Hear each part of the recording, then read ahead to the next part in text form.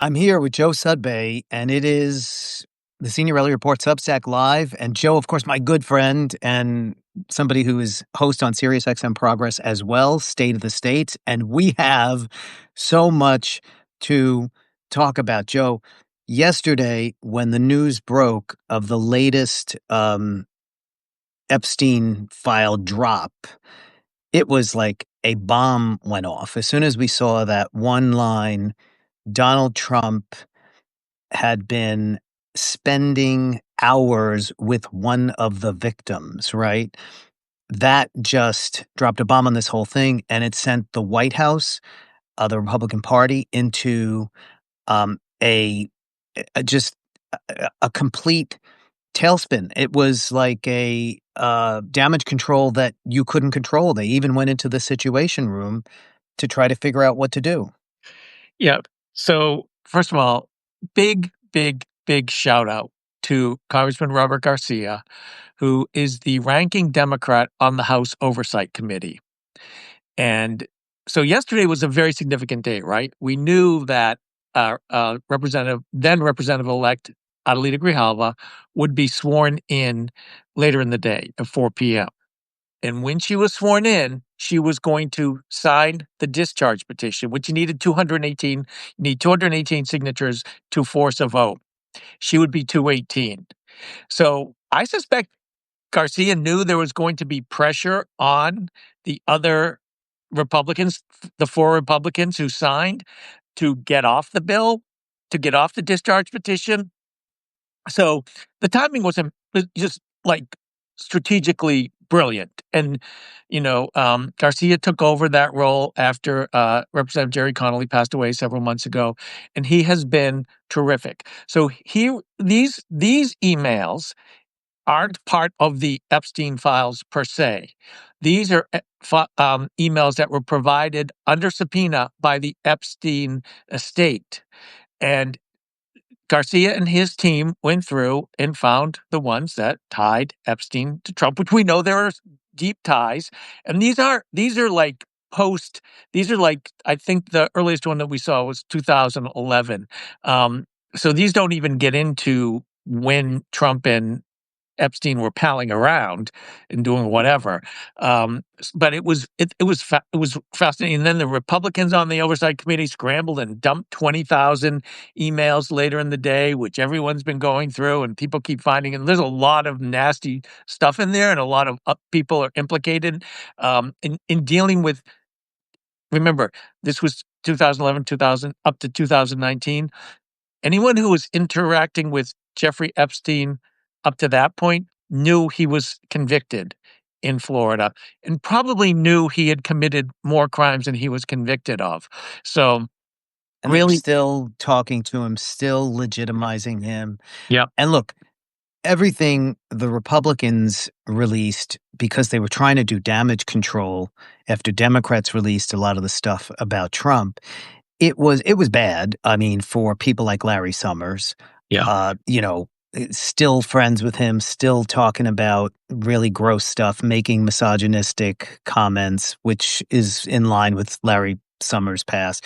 There was a New York Times reporter who's implicated in having like covered up stuff about um, Epstein, but like they didn't have anything else that about any major figure. And I'm like, look, if they have Bill Clinton or whoever, bring it on. But they didn't have that. No, And they really didn't have much to kind of quell what we learned about Trump. I mean, those few exchanges where they were damning, where uh, Trump is implicated by Epstein in this email in which, Epstein and Ghislaine Maxwell are talking, and Epstein is talking about it's clear it's 2019, he's facing charges, it's all come out, and he's saying that Trump has not he has not had any attention on him, the dog that doesn't bark, yeah, right? It's clear. I mean, a lot of people are making interpretations of what that meant, but I see it as he's saying to her, the one dog that didn't bark, there's no attention on Trump in this, and that's where he says, and he was with, and then it's the victim's name is redacted, at my house. He was spending hours at my house with the victim. And it's either he's implicating that Trump is the snitch, that Trump spoke to law enforcement, that Trump, maybe he was involved a little bit. He wanted to clear it up. He wanted it out there. He um, was worried how it would come out. And so he kind of gave information, maybe, maybe not. All I know is that Epstein seems to be commenting that Trump's not getting any attention, and yet he was with this victim for hours in my house. And then Maxwell responds, "Yes, I've been thinking about that." So Maxwell completely blows this interview that she gave to Todd Blanche, the deputy attorney general and Donald Trump's good friend and lawyer, right, for years, because they got Ghislaine Maxwell to say, "Oh, no, Trump was a gentleman. He was never involved in any of this," in that interview, in exchange for putting her into the country club prison, the minimum security prison. She's getting treated, we just heard in the last few days, like royalty in there. They thought that was going to help them, even though she's a convicted perjurer.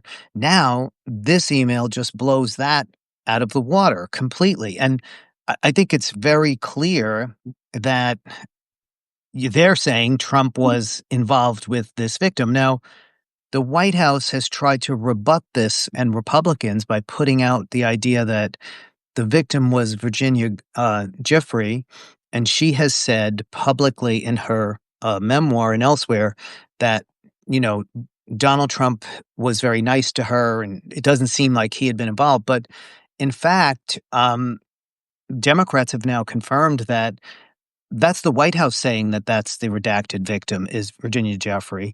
They don't know who it is. Nobody knows who it is. And they're trying to spin it as that to make like, she has already vindicated Trump, but we don't know who that victim is. And it doesn't seem like it was her. Yeah, that is something, I think it was Representative Stansbury said today, that the name came to them redacted. Um, so it's really it's Right. really They didn't redact the names. It all came right, to them from the estate redacted. redacted. Yeah, so, you know, there's something about watching Trump and his team. They'd be terrible poker players. I'm not a poker player, but we get so many tells from them. And how they are treating Ghislaine Maxwell is a big tell. She's a convicted sex offender, and she's getting this kind of treatment. That's happening because we all know Donald Trump wants something from her, which is why what was released yesterday shows her she was much more involved and she knew Donald Trump was involved. We don't know exactly how yet, because we don't have the full Epstein files. The other tell to me is what happened yesterday. There are 4 Republicans who signed that discharge petition. You need 218, right? And 4 of them are, Representative Massey, Marjorie Taylor Greene, Nancy Mace, and Lauren Boebert. Trump was trying to reach Mace to get her name off, and they brought Boebert to the White House, put her in the Situation Room. The Situation Room is where most of us know the Situation Room from the photo of President Obama, Hillary Clinton watching the attack on the getting Bin Laden. Right? It's top secret place. You can't bring phones in there. Our friend Marcy Wheeler pointed out you can't bring phones. You can't record anything. They brought her in, and apparently it was the Attorney General, Deputy Attorney General, FBI Director to get her name off the discharge petition so they wouldn't reach 218, so they won't force a vote. Mike, these are the people who said they were going to release the files. They just keep reminding us how important it is that they don't want these files released. And I feel like what we saw yesterday, like we said, came later after Epstein was no longer in a relationship, friendship with Trump, but certainly knew a lot about Trump, which, there's one email where he talks about, tell the reporters to ask my doorman about the time he walked into the glass door because he was in such a rush to see the girls in the pool in my backyard. I mean, like, it's that kind of like detail that Absolutely. right?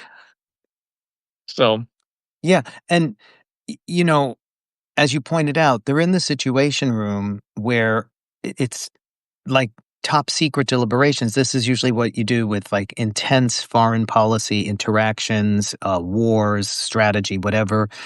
They didn't want any of it to get out. They bring in Lauren Boebert. Who knows what they did, what they said to her, how they tried to change her mind.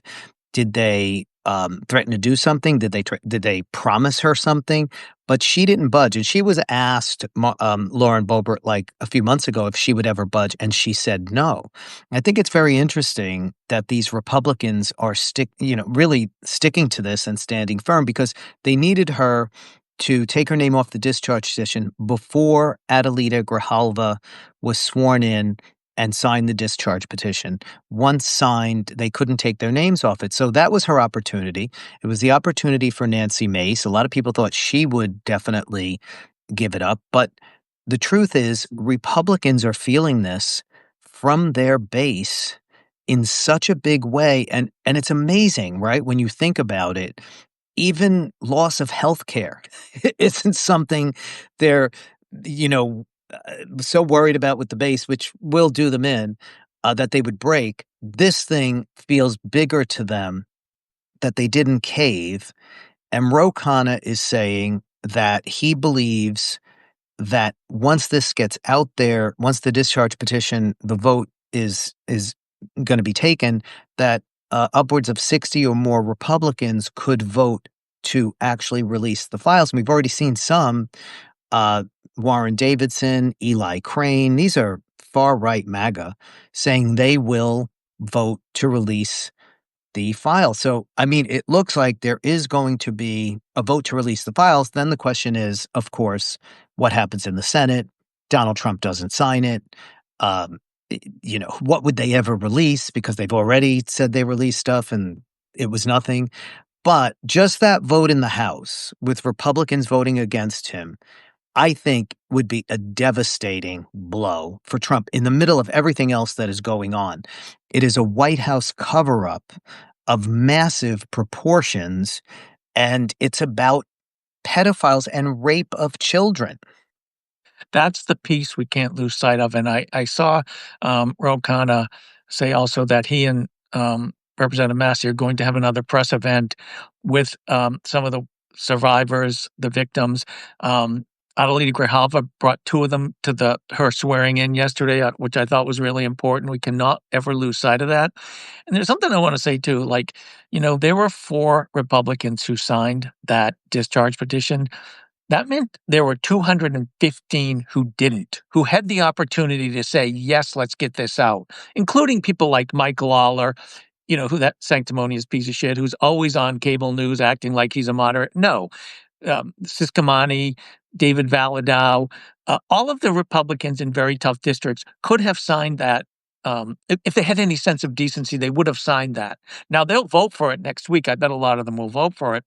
But it's also something that I saw Ro Khanna say, and I think he was on Midas Touch, and he said, when this vote happens and you see this many Republicans turning against Trump, because it is turning against Trump, Oh, it's yeah. going to mark him as a lame duck. Now, I have felt like he's been a lame duck for a while. I feel like the elections last week, Republicans are freaking out. I saw an article this week that New Jersey Republicans are trying to figure out how to move past Trump. And I think there are a lot of Republicans who'd like to move past him because they know when he's not on the ballot. And when he's on the ballot, he brings people out. He's never going to be on the ballot again. And his policies and his positions on things are just hurting them deeply. Now, again, so let's play this out because I was reading the New York Times article saying, well, there will be a vote and Johnson may try and pull some shenanigans, but I think there will be a vote. It has to be within 7 days. So it'll probably be next week unless he closes the House again to protect Trump, which he could do. But there will be a vote in the House and there will be a significant amount of Republicans signing it. Then it goes to the Senate.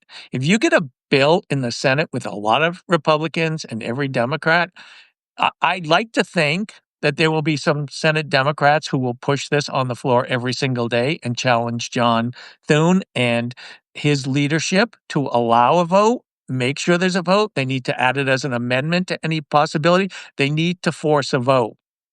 You get a vote on this, let Donald Trump veto it. Let Donald Trump veto it. I bring Yeah. it on. At this point, I say bring it on because Then move to override the veto. right. If And you've then got the like momentum. I mean, I never would have thought that in a million years before, but this thing, this is the dam, breaking open, and they don't know what else is in there and they what else may come out. no. No, and, it goes back, Michael, the Epstein files have been out there for a while. I mean, Perversion of Justice, Julie K. Brown's book is amazing, and when I read that, I was just infuriated. We had kind of followed it, and then he was dead, and it's also smarmy, and then the thing, again, Trump gave it away the day he was at the White House and Pam Bondi mentioned it. She said she wasn't releasing the files. And he said, "Why are we still talking about this? Why are we still talking about this?" And he has been so bitter about this for a while. Last night, he did an event at the White House, and there's a clip of um, someone reporters trying to ask him, and boy, the White House press is pushing them out. Him sitting behind the desk because he only sits behind the desk now in public, right? He doesn't stand like he used to. He doesn't. There's the guy has obviously got something going on, but my God, they did not want him to answer any questions because he always No. makes it worse, right? And a lot of And they're people are thinking, strategizing. right? They're They're trying to figure out strategizing. what to do. And Pam And, Bondi told him, remember, Pam Bondi told him, "You are in the files. You are in the and files." and we know that they scoured those files Yep. for 24 hours a day for what was it? Over a month Yeah. with a massive team of people looking for his name, and they found it so many times that it took that much work. Look, as we're speaking, I mean, this is now tens of thousands of documents. So more is coming out as we go. The Washington Post had a story today in which they had an email that Epstein wrote to himself, in which he made a comment. Donald Trump never came for a massage. Um, he confirmed that Donald Trump knew about the girls, as he called it, but never came for a massage himself. Some are using that to say that Epstein was saying Trump never was involved. That contradicts the other email from Epstein where he says Trump was with this victim for hours. Whatever is the case here, what is clear is that Trump knew Right. about the uh, trafficking of girls, the rape of girls, and whether he was involved or not, we're going to find out more. Maybe there's conflicting info, but he knew and he lied about all that. And Pam Spalding, our good friend, has, she's been covering all this and looking at all the right wing takes and also what else is coming out. And she just points out all the lies that are being revealed about so many things in this. I mean, and also how Epstein and his associates were mocking Trump's mental acuity. Yeah. Epstein was planning to use this information against Trump. He was, coming up with strategy with Michael Wolff, the writer. A lot of that's been out there about how to use this against Trump to gain favor if he became president, right? Which just brings so much more attention to Epstein's death and what happened, but also how um, Trump had said that they had stopped talking, they weren't friends anymore, and there's the emails in there in which they, in 2019, right, Trump had claimed he hadn't spoken to Epstein, but in 2017, he hadn't spoken to him in years. In 2017, Epstein was telling friends he was spending Thanksgiving with Trump. Yeah. In 2017, in his first year as president, right? All of these lies about so many other things are coming out. And why was he lying so much about Epstein? What was it, and why won't it gets to the question of why he won't release the files now. Absolutely. I think there was one too that talked about Epstein being in Trump Tower because he was consulted apparently about the Treasury Secretary, if I remember correctly. So yeah, then again, it all leads to what are you covering up? Just send it out there. Let us know. Um, the other thing is the Michael the Michael Wolff piece of it. Michael Wolff has been out talking a lot. I saw him do a Substack Live with Wajahat Ali the other day, and he's in a lawsuit. He's in a fight with the Trumps over some reporting he did about Melania, and he's like, "Bring it on, bring it on! I want to go to Discovery with you. I want to go to Discovery with you, Melania and Donald Trump. I have some questions I want to ask you," which is kind of their strategy, and he's been around them so long, he knows how to fight back. I think so. He clearly knows a lot. He's got says he has a lot of tapes of Epstein and pictures. He's talked about pictures.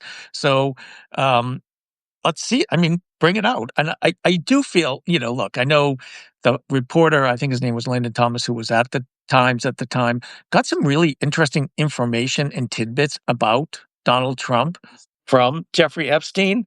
And this is at a time when the New York Times was obsessed with Hillary's emails, like four front page stories almost a day. And one of their reporters had this information. Like, what? What? Oh my They God. they they And they picked up the well, book. he was Go friends with the reporter. Yeah, Eventually, the New York Times let the guy go because they asked him to write a story about Epstein. He said he couldn't because he was a friend of his and that Epstein had funded a charity that he started. That was against Times ethics and they fired him. But through that whole time, he had been giving this guy information. He refuted a BuzzFeed article where Trump, it was been several years, it was in 2015, where Trump's lawyer made a threatening, response to the BuzzFeed article for the article saying he doesn't know Epstein, he doesn't know this and that. And then Epstein sent that to the New York Times reporter saying, how much this was a lie and had a link and said, this is the my 20-year-old girlfriend who I gave to Donald, yeah. right? 2 years earlier. Refuting that Yeah, basically the line in the article that he never knew him, he wasn't friends with him. Now, it's a 20-year-old, it's not somebody underage, although it's certainly he gave him a 20-year-old.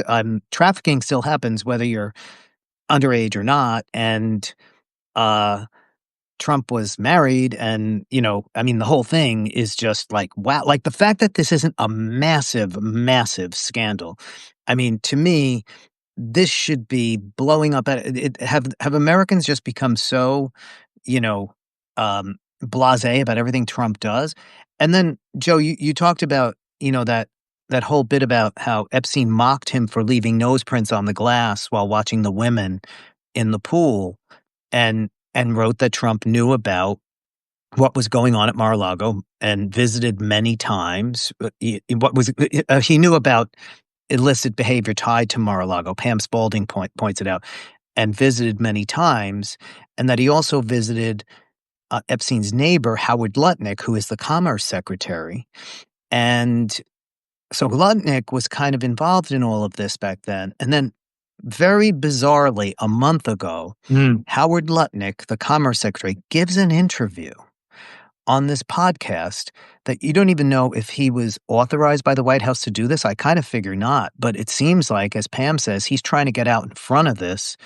And he talks about Jeffrey Epstein as his neighbor. He gives this interview talking about how Jeffrey Epstein was his neighbor and how he knew what was going on in there.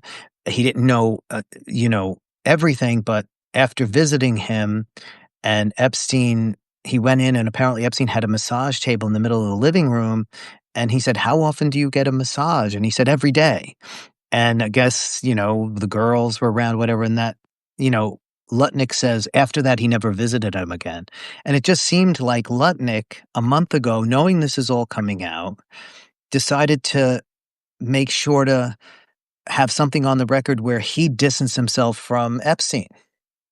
yeah. And that interview he did was with the New York Post. Interesting, Oh, right. Yeah, yeah. I'm sorry. which is Murdoch publication, as we all know. And did the White House know? Did Trump know? I don't know, and it looked like I don't think they did because it seemed like there was some damage control underway after that came out, and a lot of the same answers. This makes me think of another former Trump cabinet official, Alex Acosta. There's a story that broke last week. Jason Leopold at Bloomberg got a bunch of emails that talked about the financial transactions that were underway. And uh, Alex Acosta had been interviewed by the House Oversight Committee and tried to exonerate Trump again. And Alex Acosta, just a reminder for everyone, was the U.S. attorney who let Epstein cut the sweetheart deal back in 2007, 2008 against the advice of many of his top prosecutors. And Alex Acosta shows up at House Oversight and didn't implicate Trump. Like that was the word from James Comer. Oh no, no shit, right? But a couple weeks ago, Jason Leopold releases all this information, and Acosta apparently said under oath there was no investigation of financial crimes. He's copied on the emails about the financial crimes based on the emails that were sent. So I feel like, you got to give Senator Ron Wyden some credit here too. He's been digging into the financial aspect of this. So there are tentacles of this scandal, and I think part of it is like apparently Molly Jungfast, who's frequently been on your show, great writer. She shared today political playbook, kind of Oh, downplaying. It's like, yeah. oh, haha, look, oh, this and this and this, and that's That kind of this. Republicans are just dismissing it, or Yeah, MAGA is yeah, dismissing this as more yeah, of the same. yeah, Nothing yeah, new. yeah, yeah, and that's part of the problem we have with the media too. Is they Downplaying sexual abuse of children. Yes, yes, it's disgusting. It's disgusting, and because they don't see it in that way, they see it through the DC game and who's winning and who's losing, but which is sick. It's sick, and they are very susceptible to being spun by the White House and getting their calls from the White House and saying, "Oh, we don't care about it," but Swin at Zedio and Prem at Zedio have an article today, an article yesterday that people are in the White House are pissed off, and they're like, "Here we go again." And they don't. I don't think they have a strategy for this because, again, Where is Pam Bondi? Where is Kash Patel? What are they going to do? Every time this happens, they face blowback from their followers, yeah, and they secretly believe that it should all be revealed because that's what they always believed. And they now know that Trump was involved. They now know that they're working for the guy who was at the center of it when they were probably true believers before this.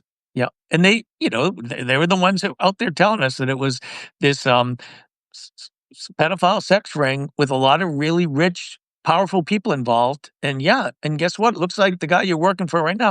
And you know what name we haven't heard for a long time? Dan Bongino. Remember he was right in the center of it? Oh, yeah, We haven't Bongino. heard his Yeah. name forever.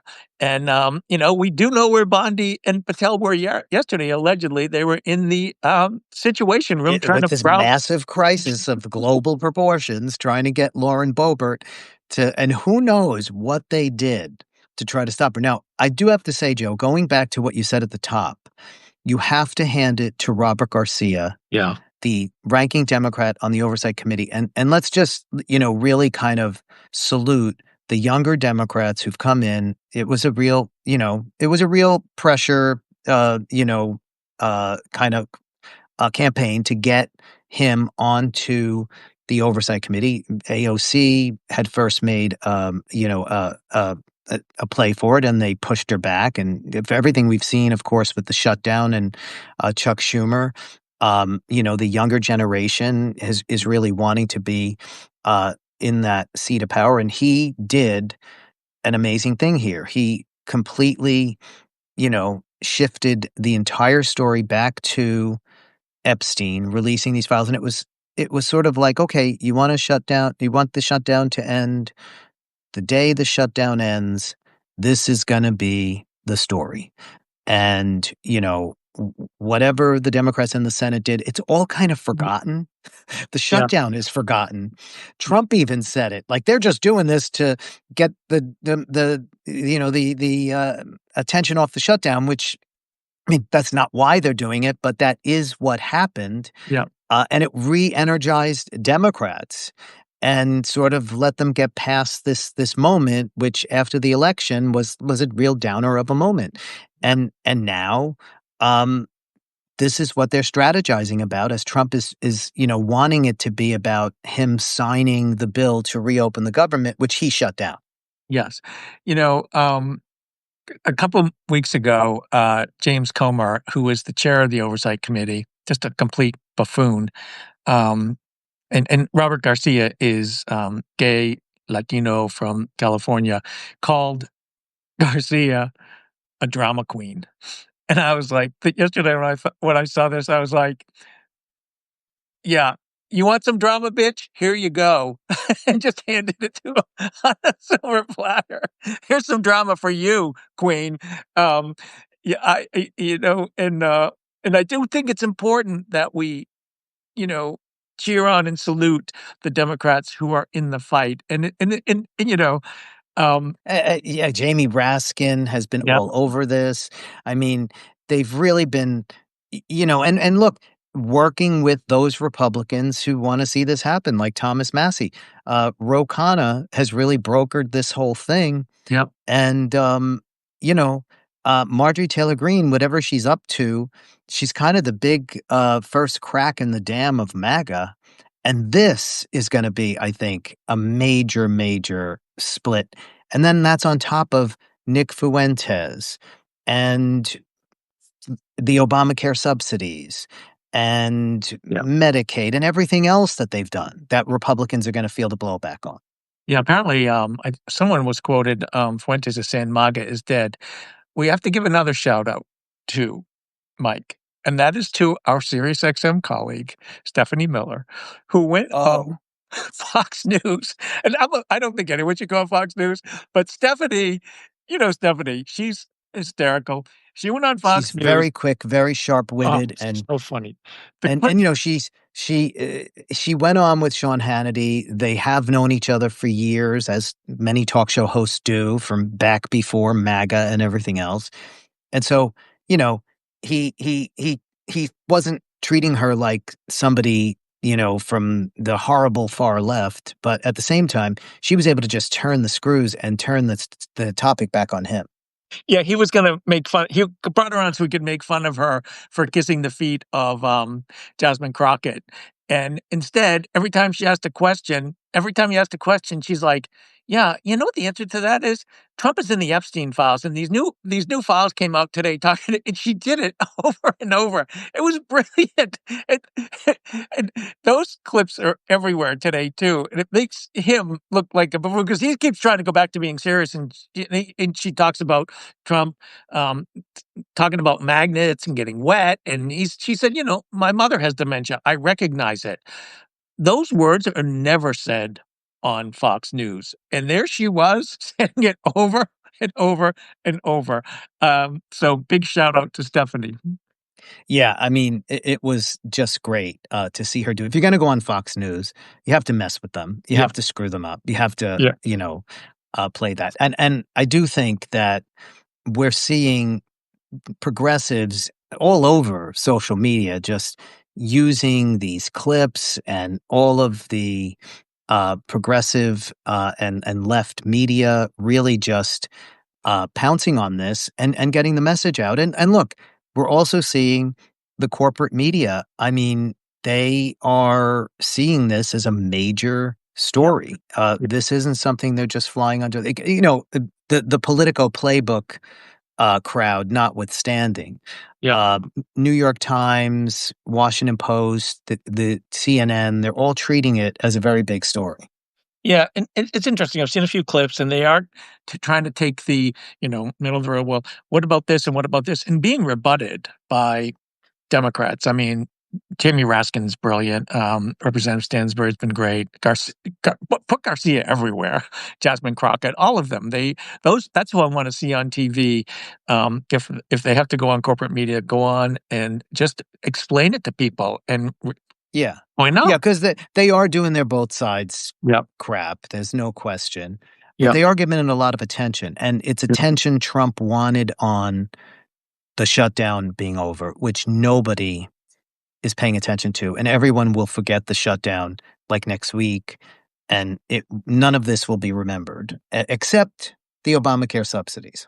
Yep. Which are coming up, and And also, look, Obamacare subsidies and inflation. Trump can say, stop talking about affordability. People are talking about it because it's their lives and they're living it. And Yeah. And I he's building a ballroom and being exposed as someone who was in the thick of it with this major pedophile. So that's where things are right now as this breaks wide open. Joe, always great to have this conversation with you on Substack, on our show on Sirius XM, and certainly want to tell everybody to watch your show, State of the States. Listen to your show, I mean, on Saturdays, and of course you'll be on my show as well soon, talking about this. Always great to have these conversations. thank Of you. course, everybody should know these are all chats we're having on GChat all the time because we talk Yeah, all day. we're doing this all day long. So we're just doing it on camera right now. Thanks Exactly. everyone for listening too. It was great. We had a great audience today too. Thanks, Joe, and thanks everybody else for watching as well.